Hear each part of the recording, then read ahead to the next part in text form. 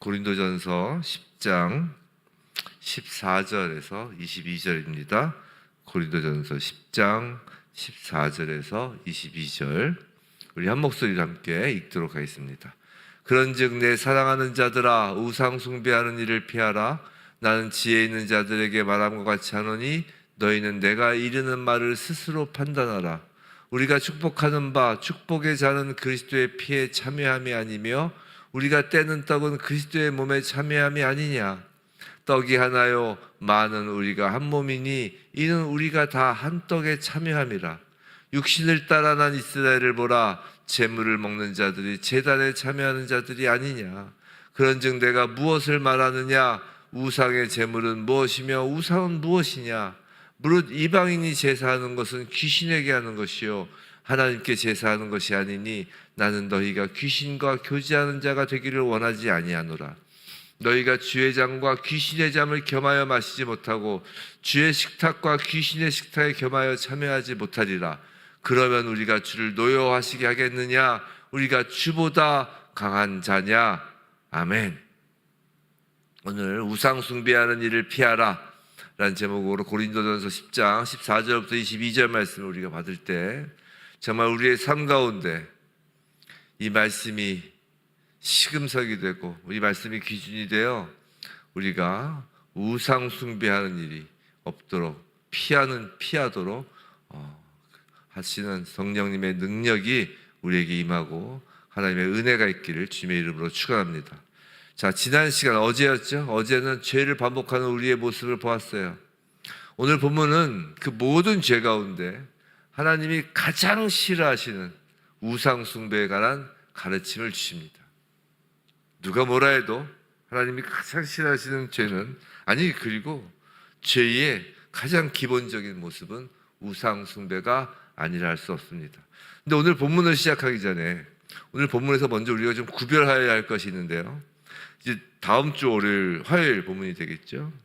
그래서 이제 다음에 나오는 10장 23절부터 나오는 이 제사상에 올랐던 음식을 먹는 것에 관한 주제와 오늘 본문 14절부터 22절까지의 주제는 명확히 구별되는 내용이라는 거예요.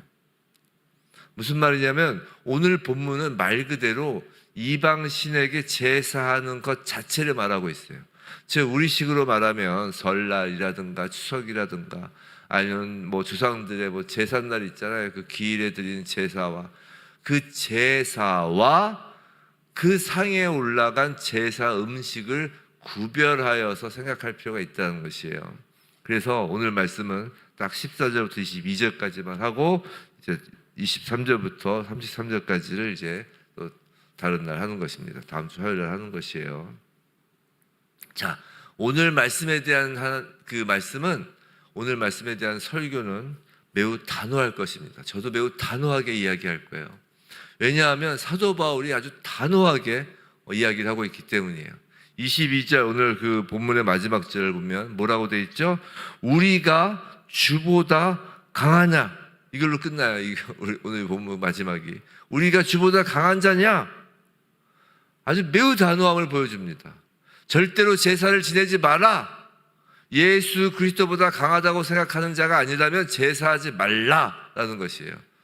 이제 설교의 편의상 이제 20절에서 하나님께 제사하는 것과 이방인이 제사하는 것이란 말을 이제 우리식으로 하나님께 제사하는 것은 예배라고 제가 말씀을 드리고 이방인에게 제사하는 것을 이제 제사라고 하겠습니다. 그러니까 하나님께 제사, 이방인이 제사 좀 길죠. 그러니까 하나님 예배, 제사 이렇게 구별해서 말씀을 드리겠어요.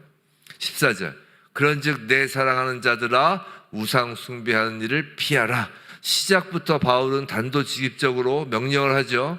그래서 피하라 라는 말은 달아나라 라는 말이에요. 이건 우리에게 매우 귀중한 실천사항을 알려줍니다. 어제도 잠깐 말씀드렸지만 우리는 죄에서 끊어내고 도망치는 것이에요. 성도 여러분, 여러분이 예수 그리스도보다 강한 자가 아니라면 제사하는 자리를 피하라는 것이에요. 도망치라는 것이에요. 괜히 그 제사 드리는 사람들과 함께 절하면서 그런 이야기 하잖아요. 우리가 제사에 가서 그들을 전도하겠다.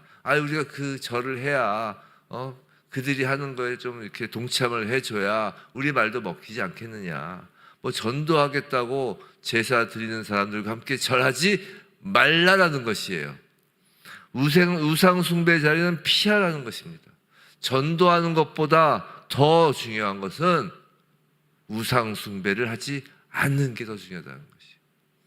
그게 하나님께서 가장 미워하시는 죄라는 거예요. 전도하지 않는 죄보다 우상 숭배하는 죄가 더 미워하시는 죄라는 거예요. 피하라는 것입니다. 달아나라는 것이에요. 15절, 자, 나는 지혜 있는 자들에게 말한 것 같이 하노니 너희는 내가 이르는 말을 스스로 판단하라. 이건 무슨 말이냐면, 고린도 그 지역은 우상 숭배가 매우 극성한 도시이면서도 전에 한번 말씀드린 것처럼 헬라 철학의 영향으로 고린도 사람들 자신들이 매우 지혜 있다고 생각하는 도시라고 그랬죠. 바울은 그런 고린도 교인들에게 상식과 이성의 논증을 통해서라도 스스로 판단해 보라라는 것이에요. 그러니까 너희들이 지혜 있다며, 그래, 내가 지혜 있는 너희들한테 이야기를 하는데 너희는 한번 내가 이제 말하는 그것을 너희가 한번 스스로 한번 판단해봐. 지혜가 있다니까 상식과 이성을 통해서라도 한번 판단해봐라 라고 하는 거예요. 자, 바울은 제사를 하는 것이 귀신과 교제하는 것임을 먼저 논증하려고 합니다. 이것이 16절 17절이에요 자, 16절 17절, 먼저 16절 17절, 그 귀신과 논쟁하는 거 그 뒤에 나오고, 그 16절 17절 먼저 이렇게 이야기합니다. 16절, 자, 축복의 잔, 우리가 축복하는 축복의 잔은 그리스도의 피에 참여함이 아니며 우리가 떼는 떡은 그리스도의 몸에 참여함이 아니냐, 참여함이라는 것이죠. 즉 축복의 잔은 예수님에 의하여 제정된 성만찬의 잔을 가리키죠. 이 축복의 잔은 그리스도의 피에 참여함을 뜻한다는 것이에요. 자, 여기서 참여함으로 번역된 헬라어는 코이노니아입니다. 잘 아시는 코이노니아. 자, 코이노니아는 주님과 교제하는 수직적 참여이고 또한 동시에 믿음의 공동체를 향한 수평적 교제, 나눔을 뜻하는 것이에요. 자, 잔을 마시는 것과 마찬가지로 떡을 떼는 행위도 단순히 식사에서 떡을 떼는 것과는 의미가 다르다는 것이죠. 그것은 그리스도의 몸에 참여하는 것이고 그리스도와 연합되는 것을 의미한다는 것이에요. 그래서 참여함으로 번역된 그 코이노니아, 아까 말씀드린 그 코이노니아의 그 표현 앞에, 그 단어 앞에 관사를 사용하지 않고 있는데, 이건 무슨 의미냐면 유일한 참여란 뜻이에요. 유일한 참여. 우리가 God 이렇게 할 때도 그냥 God 하면은 하나님을 이야기하는 거잖아요. The God이 아니라 정말 유일한 신, 즉 코이노니아의 관사를 사용하지 않는 것은 유일한 참여라는 뜻이에요. 자, 예수께서 요한복음 6장 53절에서 내가 진실로 진실로 너희에게 이르노니 인자의 살을 먹지 아니하고 인자의 피를 마시지 않으면 너희 속에 생명이 없느니라 라고 말씀하셨다고요. 진실로 진실로. 예수님이 이렇게 강조하실 때 이거가 정말 중요하다는 거잖아요. 그리스도의 살과 피에 참여하는 것이 생명을 결정하는 결정적인 유일한 원리라는 것이에요. 성찬의 중요성을 강조하기 위해 코이노니아 앞에 관사를 생략한 것입니다. 성찬은 단순히 식사 교제가 아니라 예수의 생명을 받는 예배라는 것이에요. 그리스도와의 교제, 그것이 성찬이라는 것이에요. 자, 떡이 하나요, 많은 우리가 한 몸이니 이는 우리가 다 한 떡에 참여함이라. 자, 단순히 성도들 사이의 연합이란 관점에서의 한 몸이란 것이 아니에요. 우리가 예수 그리스도가 교회의 머리이고 교회가 예수 그리스도의 몸이다라고 하니까 마치 어떤 생각을 갖냐면 뿔뿔이 흩어져 있던 성도들이 쭉 모여서 누구는 팔로 착 붙여지고 누구는 다리로 착 붙여지고 무슨 로봇캅도 아니고 로봇도 아니고 마치 조립되어서 예수의 몸을 이룬 것처럼 생각을 하지만 그게 아니라 지금 떡은 하나라고 그러잖아요. 그리스도의 몸을 상징하는 한 덩어리의 떡을 떼는 성찬을 통해 그리스도와 더불어 성도들이 하나의 영적 연합을 이룬다는 것이에요. 즉 그리스도인들이 모여서 한 몸 된 교회를 이루는 것이 아니라 그리스도 때문에 우리가 하나님의 유기적 관계를 이루는 한 몸이 지체가 된다는 것이에요. 이게 좀 달라요. 항상 우리는 인간은 정말 우리식으로 우리 위주로 생각하기 쉬운데 하나의 덩어리를 나눠주는 거잖아요. 그 나눠주는 그 떡의 조각들을 모아서 한 덩어리를 만든 게 아니라 시작은 한 덩어리의 떡에서 한 몸에서 이제 거기서 이제 우리가 지체로서 그 떡에 참여하는 거라는 것이죠. 예배 가운데 성찬에 참여하는 것이 예수와 연합되어 교제하는 것이고 그 교제가 성도 전체 간의 교제로 이어지는 것이고 그 자리에 주님이 함께 하시는 것이죠. 18절 육신을 따라 난 이스라엘을 보라 제물을 먹는 자들이 제단에 참여하는 자들이 아니냐. 또 바울은 지금 유대인들의 그 제사 그것도 논증의 자료로 삼습니다. 유대인의 희생제사를 말하는 거예요. 유대인의 희생제사에 참여한 사람들이 이제 희생제물로 바쳐진 음식을 먹잖아요.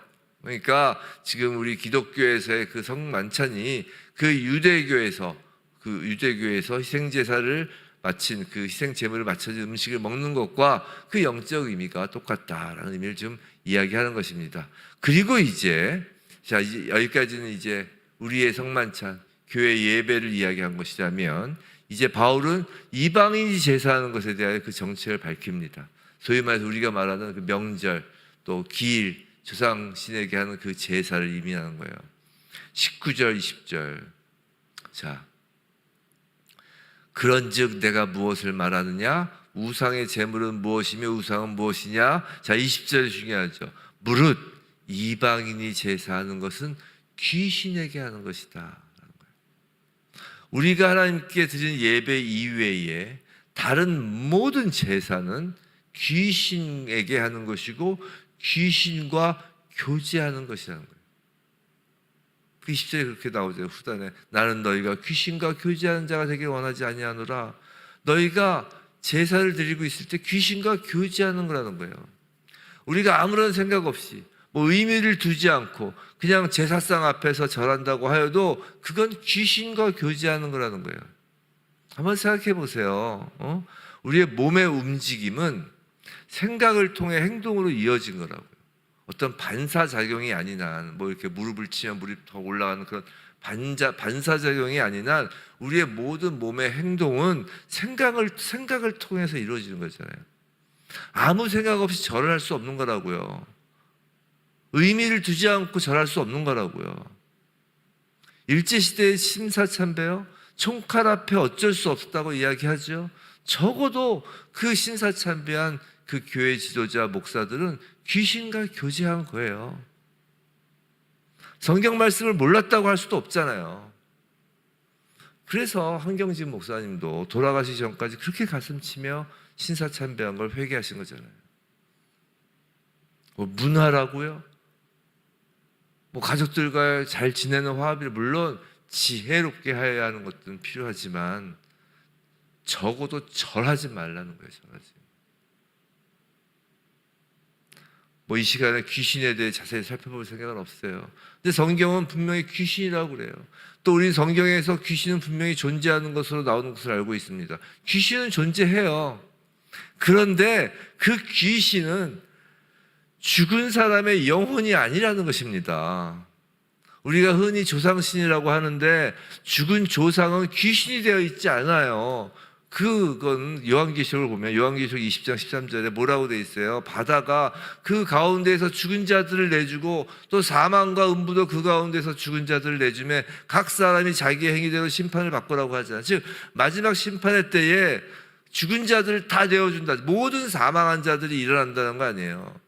예수께서도 사망 권세를 이기셨다는 것은 실제로 심판의 때 사망은 아무런 힘도 없게 되고 모든 사망이 사라진다는 것입니다. 죽은 모든 사람은 사망에 놓여 일어나 심판대 앞에 서는 것이에요. 그리고 예수님도 말씀하셨잖아요. 그 부자와 그 거지 나사로 얘기해서 그들이 이 땅에서 떠돌면서 9천을 떠돌면서 귀신이 되었나요? 아니잖아요. 죽은 부자 나사로는 지옥불에 있고 거지 나사로는 저 아브라함의 품 안에 있고 그러니까 물 한 방울만 찍어달라고 그러잖아요. 이 9천을 떠도는 게 아니라 그래서 육신의 죽음을 성경은 잔다라고 하는 거예요. 잔다. 왜냐하면 다 죽음이 다 내어주게 돼 있으니까 나중에 자는 사람이 귀신이 돼서 세상을 돌아다니지 않는다는 것이에요.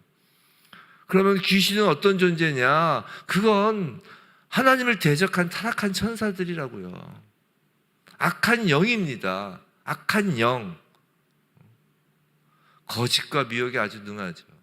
그래서 마치 거짓과 미혹에 능하니까 마치 조상신인 것처럼, 자기가 조상인 것처럼, 우리도 아니면 저기 뭐 무당집 같은 데 가면 마치 아기 동자인 것처럼, 마치 뭐 한이 많아서 죽은 것처럼 여러 가지 거짓 수단을 동원해서 사람을 속여서 귀신과 교류하게 하는 것이에요. 자신들과 교제하게 하는 것이에요. 왜요? 그들의 목적은 우리 출애굽기 때 얘기했잖아요. 하나님께 예배하는 것을 방해하는 게 그들의 목적이기 때문에 그래요. 사탄과 귀신들이 이 땅에서 하나님을 대적하는 방법 중 가장 그들이 중요하게 여기고 또 가장 유용한 것이 하나님이 사랑하시는 사람을 유혹해서 미혹하는 것이죠. 미혹해서 하나님과 교제하는 것이 아니라 자신들, 즉 귀신들과 교제토록 하는 것입니다. 그게 교제하면 어떻게 돼요? 친구 따라 강남 간다는 말처럼 그렇게 사탄과 귀신과 친밀하게 교제하다면 친구 따라 강남 간다고 지옥 불못으로 함께 끌고 가는 것이에요. 제사는 그런 것입니다. 제사는 21절 너희가 주의 잔과 귀신의 잔을 겸하여 마시지 못하고 주의 식탁과 귀신의 식탁에 겸하여 참여하지 못하리라. 성도 여러분, 둘 중에 하나라는 것이에요. 주의 잔 아니면 귀신의 잔입니다. 주의 식탁 아니면 귀신의 식탁이에요. 이 땅의 세상 사는 매우 복잡하고 뭐 회색지대와 같은 중간지대도 있어 보이고 뭐 각자의 소견이 옳다고 여기는 것이 다 다른 것 같고 다원주의가 정말 정답인 것 같고 무언가 불분명해 보이지만 그런데 영의 눈을 뜨고 그래서 영의 세계를 보면 아주 심플하다는 거예요. 간단하다는 거예요. 둘로 나뉜다는 것이에요. 중간지대가 없다는 것입니다. 새하늘과 새 땅 아니면 불못이에요. 중간이 없다는 것이에요. 이 땅에서의 제사도 둘 중에 하나라는 것이에요. 예배, 제사 둘 중에 하나라는 것이에요. 예배 드리고 우리가 조상신 앞에, 조상신이 없는 그 귀신 앞에 그 제사라는 걸 드리는 그 명절 때 드리는 제사, 그건 절대 육적인 것이 아니라는 것이에요. 영적인 것이라는 거예요. 우리가 아무 생각 없이 엎드리는 것이 아니라는 것이 다 영적인 것이라는 거예요. 영이 지배돼서 그 앞에서 절한다는 것이에요. 특별히 예배, 이 땅에서 영의 세계가 투영되는 통로입니다. 마찬가지로 귀신의 제사도 이 땅에서 귀신의 영의 세계가 투영되는 통로예요. 가볍게 생각할 것이 아닙니다. 예배냐 제사냐 심플합니다. 회색지대는 없는 것이에요. 주의 잔 아니면 귀신의 잔, 주의 식탁 아니면 귀신의 식탁입니다. 히즈웨브 처치는 특별히 예배를 순결하게 드리기를 소원합니다. 모든 성도가 그러기를 간절히 소원합니다. 지금 하나님께서 제사 드리지 마라 단도직입적으로 말씀하시는 거예요. 강하게 말씀하시는 것입니다. 제사 드리지 마라. 그건 절대로 부모 공양하는 것이 아니다. 죽은 사람의 혼령도 아닌 하나님을 대적하는 사단의 졸개 마귀를 공양하는 것이다. 마귀와 교제하는 것이다. 중간 영역은 없습니다. 피하라고 하였어요. 도망치라라는 것이에요. 전도한다는 명분으로 제사하는 곳에 가서 괜히 절하고 그러지 말라는 것입니다. 제사 드리지 말아야 하는 것이에요. 절하지 말아야 합니다. 다시 말씀드리지만 하나님을 향한 예배와 귀신을 향한 제사를 겸하여 할 수 없습니다.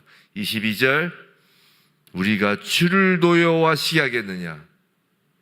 제사를 드리는 그 행위에 주님이 노여워하십니다.